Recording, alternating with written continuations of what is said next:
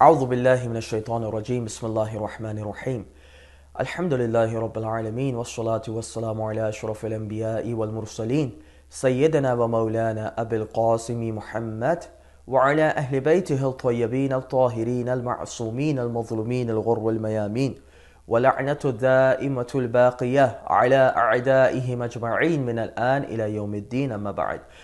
ناظرین محترم، ایک روایت جو بار بار ذکر کی جا رہی ہے اور اپنوں کی جانب سے بھی اور مخالفین کی جانب سے بھی اس روایت کو نقل کیا گیا، اور روایت کچھ اس قسم کی ہے کہ اس میں علامہ شیخ طبرسی اپنی کتاب الاحتجاج میں امام حسن علیہ السلام کا ایک قول نقل کرتے ہیں کہ آپ کہتے ہیں کہ معاویہ میرے شیعوں سے بہتر ہے، اور میرے شیعہ جو ہے مجھے قتل کرنا چاہتے تھے اور معاویہ ان سے بہتر ہے۔ خلاصتاً میں عرض کر رہا ہوں، اور آپ لوگ واقعتاً ان کے کلپ کو ملاحظہ فرمائیں تو کچھ اس قسم کی باتیں وہ کرتے ہوئے دکھائی دیتے ہیں۔ روایت جو ہے شیخ طبرسی اپنی کتاب الاحتجاج میں نقل کرتے ہیں، اور راوی کون ہے؟ زید بن وہب الجہنی۔ راوی کے بارے میں بتاتا چلوں کہ بذات خود یہ راوی غیر موثوق ہے، یعنی ایسا راوی ہے جس کی وثاقت ثابت نہیں، جس کی ثقاہت ثابت نہیں۔ چنانچہ المفید من معجم رجال الحدیث صفحہ نمبر 239 ہے، اس میں زید بن وہب کو مجہول لکھا گیا ہے، یعنی زید مجہول تھا اور اس کی توثیق ثابت نہیں۔ دوسری بات یہ ہے کہ روایت، اب میں اصل متن کی طرف آتا ہوں، روایت کچھ یہ کہتی ہے کہ زید بن وہب جا کر امام حسن سے مدائن کے مقام پر ملتے ہیں، اور مدائن پر ملنے کے بعد امام حسن کو شدید درد کے عالم میں دیکھتے ہیں، یعنی وہ درد جو واقعتاً روحانی عنوان سے بھی ہوگا، معنوی عنوان سے بھی ہوگا، اور آپ کے جسمانی عنوان سے بھی ہوگا، جب ایک خارجی آپ پر حملہ کرتا ہے، اور اسی طریقے سے بعض آپ کی فوج میں جو حضرات تھے وہ آپ کے مال و متاع کو لوٹتے ہیں۔ تو جب وہ امام حسن کے پاس آتا ہے تو کہتا ہے کہ لوگ بہت زیادہ تحیر کا شکار ہیں، شش و پنچ میں مبتلا ہیں، تو امام کہتے ہیں کہ اللہ کی قسم معاویہ میرے لیے بہتر ہے۔ کن حضرات سے بہتر ہے؟ ارا واللہ ان معاویۃ خیر لی من ہؤلاء یزعمون انہم لی شیعہ، کہ معاویہ میرے لیے ان حضرات سے بہتر ہے، ان اشخاص سے بہتر ہے جو اس بات کا زعم رکھتے ہیں، جو اس بات کا دعویٰ رکھتے ہیں کہ وہ میرے شیعہ ہیں۔ بات ذہن میں رہے، دعویٰ رکھتے ہیں کہ میرے شیعہ ہیں، اور پھر امام بتاتے ہیں وہ کس قسم کے لوگ ہیں، کہ یہ حضرات تو وہ ہیں جو مجھے قتل کرنا چاہتے تھے۔ روایت آگے بڑھتی ہے، میرے مال و متاع، میرے سامان کو لوٹا ان لوگوں نے، اور اللہ کی قسم اگر میں معاویہ سے عہد نامہ لکھوں جس کے ذریعے سے میرے اور میرے گھر والوں کا، جس میں امام حسین بھی شامل ہیں، محمد بن حنفیہ بھی شامل ہیں، بنو ہاشم کے دیگر حضرات بھی شامل ہیں، اگر ان کا خون بچ جائے تو یہ میرے لیے زیادہ بہتر ہے کہ بنسبت کہ یہ لوگ مجھے قتل کر دیں یا یہ لوگ مجھے بے عنوان اسیر معاویہ کے پاس بھیج دیں، اور معاویہ چاہے تو پھر مجھے قتل کر دے، یا معاویہ جو ہے اگر مجھے رہا بھی کرے گا تو اس کے بعد ہمیشہ کے لیے بنو ہاشم پر ایک احسان لا دے گا، اور وہ احسان کیا ہوگا کہ دیکھو میں نے امام حسن کو قید کیا اور قید کرنے کے بعد ان کو رہا کر دیا۔ چنانچہ یہ روایت کی منطق ہے، یہ روایت کا مفہوم ہے جو میں نے آپ کو نقل کیا ہے، اور انشاءاللہ آپ لوگ اسکین صفحے میں اصل عبارت کو دیکھ سکتے ہوں گے۔ ناظرین محترم، واضح طور پر ادھر لفظ زعم کا لفظ ہے، اور میں دوبارہ کہوں کہ ہؤلاء یزعمون، ٹھیک ہے نا، کہ یہ لوگ دعویٰ کرتے ہیں۔ زعم یعنی ان کا یہ گمان ہے، کیا یہ واقعتاً شیعہ تھے؟ تو بالکل نہیں۔ لفظ شیعہ کے بارے میں آپ جان لیجئے کہ شیعہ اس زمانے میں بے عنوان عام اور بے عنوان اخص دونوں طریقوں سے استعمال ہوتا تھا، یعنی ایک عام مفہوم تھا، عام مفہوم یہ تھا ہر وہ شخص جو معاویہ کے خلاف لڑ رہا ہے یا جو امیر المومنین یا امام حسن کی فوج میں تھا،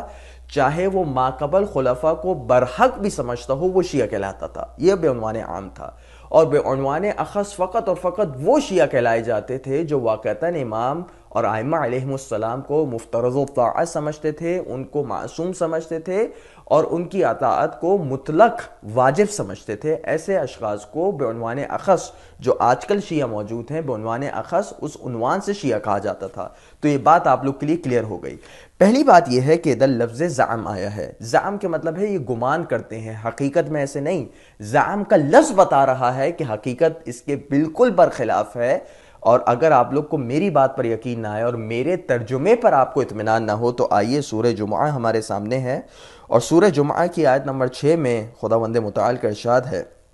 کہ قل یا ایھا الذین ھادوا، کہ اے یہودیوں، ان زعمتم، اگر تمہارا زعم ہے، تمہارا گمان ہے، انکم اولیاء للہ من دون الناس، کہ تم لوگ باقی لوگوں کو چھوڑ کے خداوند متعال کے خاص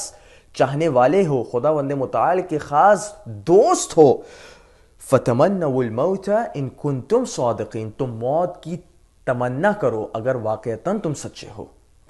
پھر آتا ہے وَلَا يَتَمَنَّوْنَهُ أَبَدًا بِمَا قَدَّمَتْ أَيْدِيهِمْ وَاللَّهُ عَلِيمٌ بِالظَّالِمِينَ۔ جمعے میں سورہ جمعے کو آپ لوگ جمعے کو پڑھتے ہیں اور ملاحظہ فرماتے ہیں۔ اب واضح طور پہ دیکھا جا سکتا ہے کہ ادھر یہودیوں کے بارے میں کہا گیا کہ اگر تمہارا زعم ہے کہ تم خداوند متعال کے اولیاء میں سے ہو تو کیا واقعتاً یہودی خداوند متعال کے اولیاء میں سے تھے؟ تو کہا جائے گا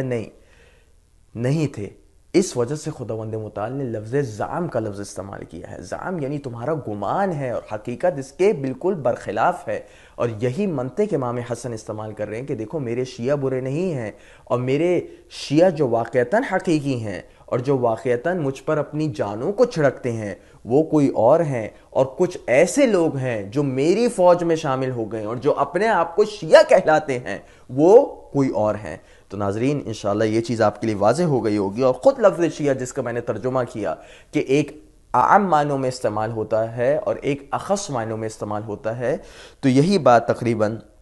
تہذیب و تہذیب جلد نمبر 1 صفحہ نمبر 81 پہ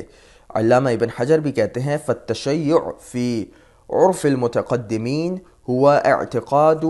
تفضیل علی علی عثمان وان علی کان مصیبا فی حروبہ، کہ متقدمین کی نگاہوں میں یعنی اس زمانے میں جب لفظ شیعہ کا استعمال کیا جاتا تھا تو اس سے مراد کیا ہوتی تھی کہ امیر المومنین عثمان سے افضل ہیں، اور امیر المومنین اپنی جنگوں میں جو انہوں نے مخالفین کے ساتھ لڑی اس میں آپ صحیح تھے اور آپ کے مخالفین غلطی پر تھے، مع تقدیم الشیخین وتفضیلہما، اور ہاں اس زمانے کے جو شیعہ کہلانے والے تھے وہ شیخین کو بہرار امیر المومنین سے افضل سمجھتے تھے اور ان کو خلافت کا زیادہ اہل سمجھتے تھے اور ان کو تقدم دیا کرتے تھے۔ تو اب ذہن میں رکھیے آپ لوگ کہ یہاں پر واضح طور پہ تشیع کا مفہوم اس زمانے میں واضح ہو گیا، جو ایک عام معنوں میں استعمال ہوتا تھا، اس میں ہر وہ شخص شیعہ تھا جو شیخین کی خلافت کو برحق سمجھے، ہاں امیر المومنین کو نہیں ممکن ہو کہ عثمان پر فوقیت دے، یا امیر المومنین کو ان کی جنگوں میں واقعتاً حق پر سمجھے اور ان کے مخالفین کو غلطی پر سمجھے، جو آج بھی کافی سارے اہل سنت اپنی عقائد کی کتابوں میں اپنی دیگر کتابوں میں لکھتے ہیں کہ امیر المومنین اپنی جنگوں میں برحق تھے اور ان کے مخالفین جو تھے وہ خطا اجتہادی کے مرتکب تھے۔ چنانچہ انشاءاللہ یہ اعتراض بالکل رفع ہو گیا ہوگا، اور ہمارے وہ چاہنے والے اور ہمارے وہ شیعہ کہلانے والے جو آج کل کے زمانے میں بھی ہیں جو اس قسم کی روایت کو لے کے دشمنوں کو واقعتاً ایک موقع فراہم کر رہے ہیں، ان کو بھی واقعتاً اپنی منطق پر غور کرنا چاہیے، اور انشاءاللہ کبھی ہوا تو باقاعدہ ایک پورا لیکچر اس پر دیا جائے گا کہ لفظ شیعہ جب آتا ہے یا شیعہ جو استعمال ہوتا ہے وہ اس زمانے میں کس معنوں میں استعمال ہوتا تھا۔